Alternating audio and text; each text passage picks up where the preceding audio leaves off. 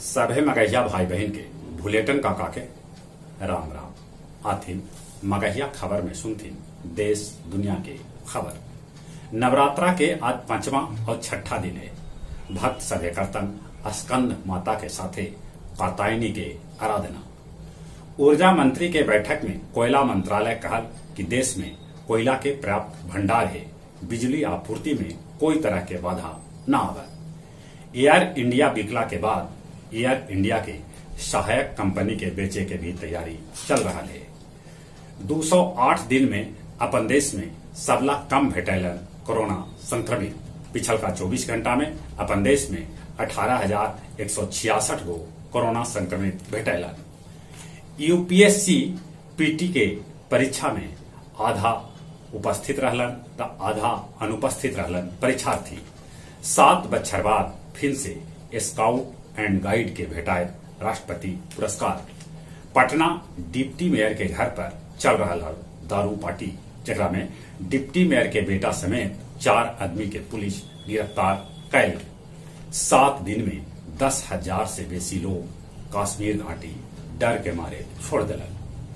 पर्यटक सभे लेल 15 से खोलल जाए वाल्मीकि टाइगर।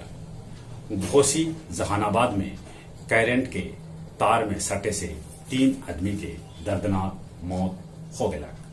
बैलून से अंतरिक्ष में यात्रा करे लेल एक सीट के कीमत 37 लाख रुपया होए।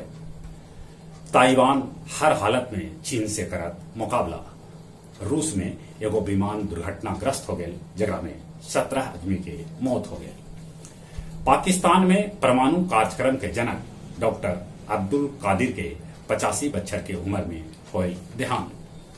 नेपाल सरकार पर फिर से संकट के बदरी मंडरा रहा है, कहे से कि उद्योग वाणिज्य मंत्री गजेंद्र बहादुर दिलन अपन इस्तीफा।